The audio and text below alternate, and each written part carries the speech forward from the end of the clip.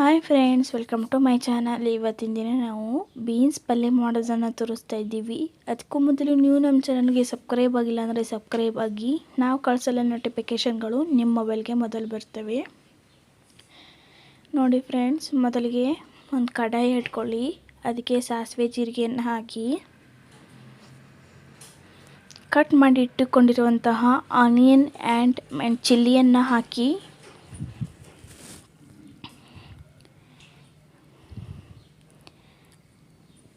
Next ಬೀನ್ಸನ್ನು ಚಿಕ್ಕದಾಗಿ cut ಮಾಡಿ ಬೇಯಿಸಿಕೊಳ್ಳೋದಕ್ಕಿಡಿ. ಈ ಒಗ್ಗರಣೆಗೆ ಸ್ವಲ್ಪ MTR ಮಸಾಲೆ ಪುಡಿಯನ್ನು ಹಾಕಿ, ಕೊತ್ತಂಬರಿ ಪುಡಿಯನ್ನು ಹಾಕಿ, ಬೆಲ್ಲ, ರುಚಿಗೆ ತಕ್ಕಷ್ಟು ಉಪ್ಪನ್ನು ಹಾಕಿ, ನೆಕ್ಸ್ಟ್ ಸ್ವಲ್ಪ ಅರಿಶಿನ ಪುಡಿ. ಈಗ ಬಾಡಿಸಿಕೊಳ್ಳಿ. ಈಗ ಬೇಯಿಸಿ ಇಟ್ಟುಕೊಂಡಿರುವಂತಹ ಬೀನ್ಸನ್ನು ಹಾಕಿ